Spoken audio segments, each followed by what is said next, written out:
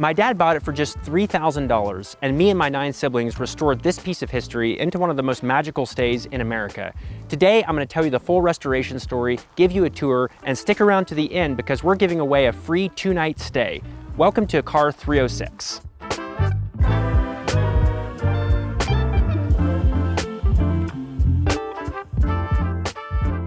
It all started with a great deal. My dad was over helping a neighbor shovel snow off of his barn roof, and lo and behold, there's this 100-year-old train car protruding out of the end of the barn. He stumbles across this incredible treasure.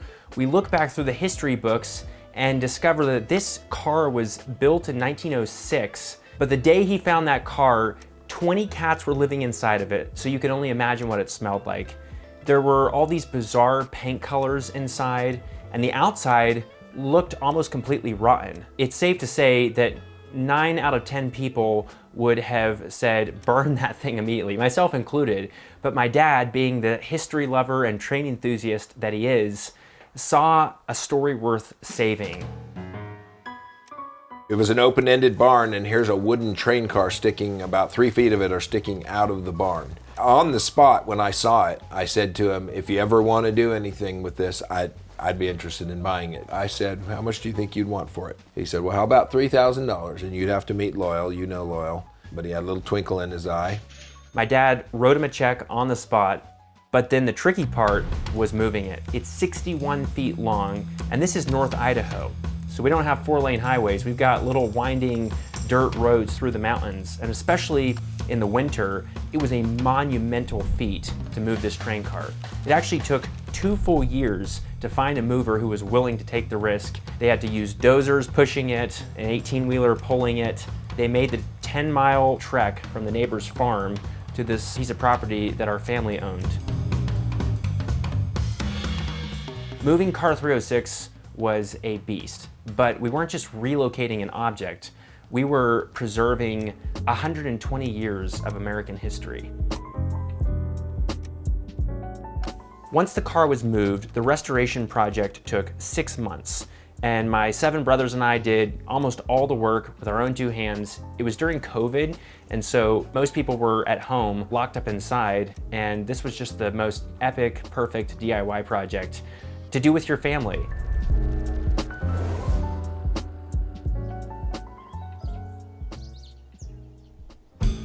We positioned the Car 306 at the very top of our hill because we wanted to be able to capture all the views. And then you'll notice details all the way from the front pathway, like these railroad ties, to help create that aesthetic of a real train experience. This train car is full of fun details that we discovered and brought back to life. So check out this one. This is the original brass cover plate, says US Mail, because 1/3 of this car was an official federal mail carrier.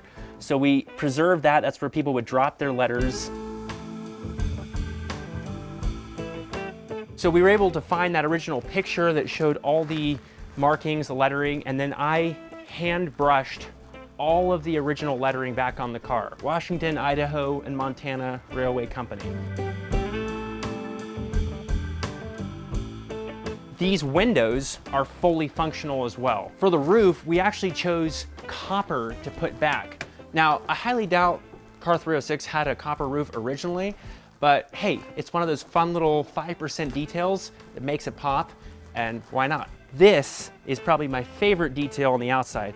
So this was the mechanism where this car would hook onto the other cars, and we wanted to be able to preserve that so people could see it. So we just installed this metal grate over top of it, and it says, built by American Car and Foundry Company, St. Charles, Missouri. So this is your welcoming moment as you step inside. Now let's go take a look inside. So here we are. This would have been the original passenger room.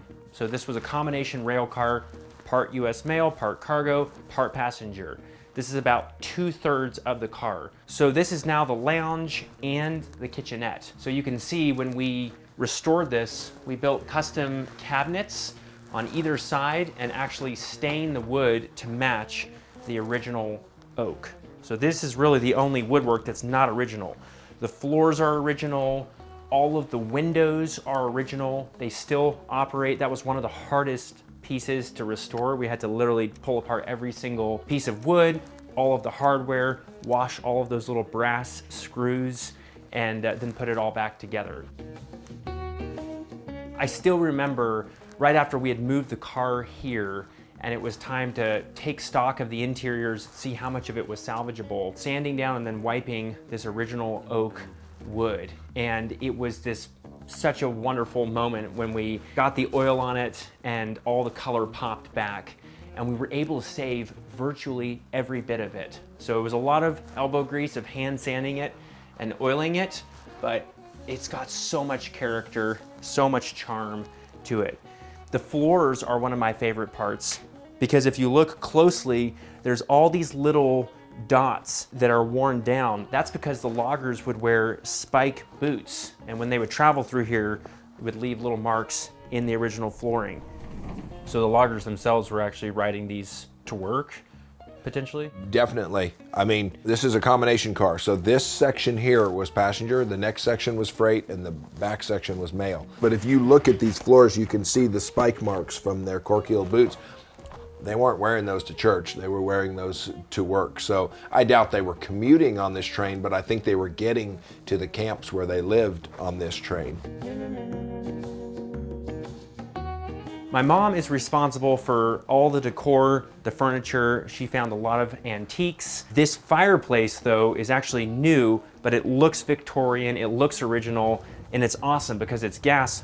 It literally will start with just the push of a button, and it creates this wonderful warm hub here in the corner of the passenger section. And now this is the original cargo section. So we use this kind of as a flex space. It's got a table and chair, some books, clear story windows that run the length of the car so you get plenty of natural light. One of my favorite details in here, you can see the original hardware stubs for the crane. So this door, which we blocked off so you can't use it anymore, it's an extra wide door for the cargo to come in and out of the car, and they had a crane right here that would help hoist it. So it's cool to see the little bits and pieces of history we were able to preserve. We added this wall with the beadboard paneling to match the original to create the bathroom. And we have a antique barn door. Inside we have a full shower, bathtub, toilet, a copper bowl sink on an antique pedestal, and you actually see a little bit of the opposite freight door here, which the bathroom wall straddles, so you get some natural light coming in.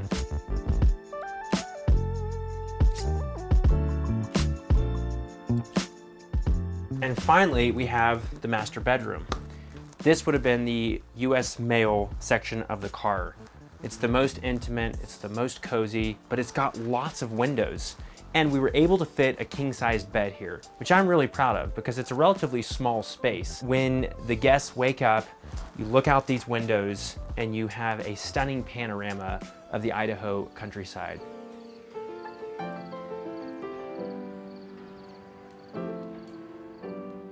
The whole project cost $150,000. So the car itself was $3,000. Moving it was $10,000. Building a platform and a roof to get it out of the weather, $27,000. The air conditioning and heating, $7,000. Electrical and lighting, $12,000. Plumbing was around $8,000. And then all the woodwork to preserve the interiors, add in the cabinetry, countertops, frame in new walls for the new partitions was $56,000 total. Paint, windows, furnishing, $20,000. And landscaping cost around $12,000.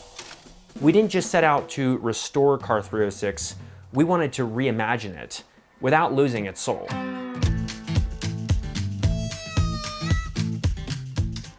Two years ago, our revenue was around $90,000 to $95,000.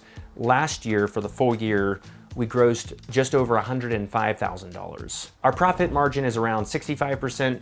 The other 35% goes to cleaning supplies, labor, property taxes, property insurance, and some smaller miscellaneous software costs. So it's a great business, and just having one unique stay even could support a small family.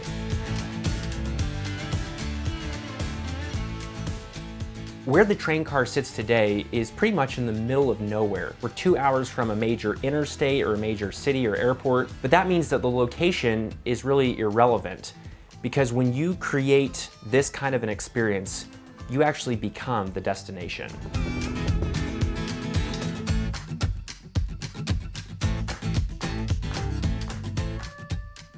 The car rents out for between $325 and $400 a night, and we're up to about 85% occupancy. I think we could probably get more per night, but we've been intentionally capping it because we don't want to price too many people out of this experience. We have folks come from all over the country and all over the world even, real diehard train enthusiasts that want to stay in this piece of history. And so it's hard to put a price on that, just the fulfillment that comes from being able to host some of these folks. Growing up, I always remember you've always been into, train history, and if we went to a new place, you would be studying or buying a book on what the railroad history was there.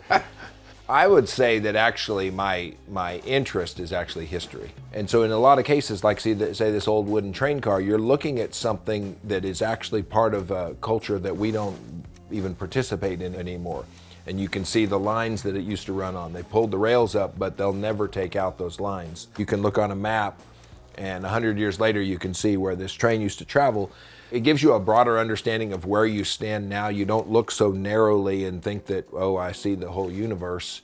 You actually realize that, oh, I actually see very much in part.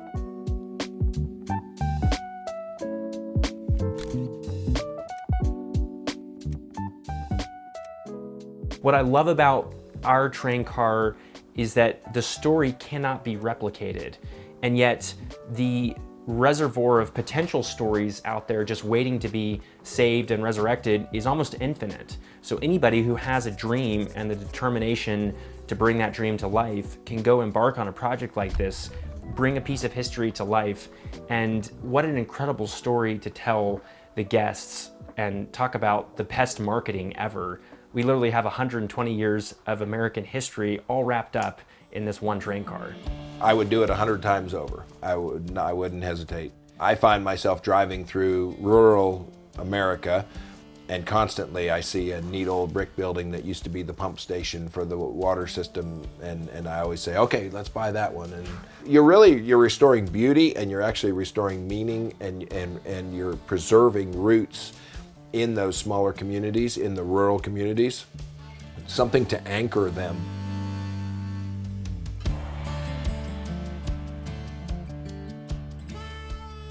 During the restoration of Car 306, the train depot just a few miles down the road, which this car would have stopped at so many countless times back in the day, came up for sale. So of course, we had to find a way to buy it. We scraped up the money, bought the train depot, restored it into 3 more suites and a wonderful railroad lounge that all the guests can stay at. And then, like 3 weeks later, my dad's driving a few hours north of here and spots an old caboose on the side of the road that's being used as a dog kennel. So of course, he stopped, talked to the owner. We found a way to buy that, move it next to the depot. So now guests can book the entire railroad experience, the train car, the depot, or the caboose. And each day tells a unique chapter of the local railroad history. There's something so deeply rewarding about taking something that was once so unloved, so forgotten, literally rotting in an old barn in the middle of nowhere, and breathing life back into it. If you come and experience this yourself, you'll see what I'm talking about. Speaking of experiencing Car 306, we actually want to give away a free 2-night stay to one of you viewers. We'd love to fly you out here and host you at Car 306. If you believe in making forgotten places beautiful again, hit subscribe and come along on the journey, because we're just getting started and I've got a lot more projects to show you.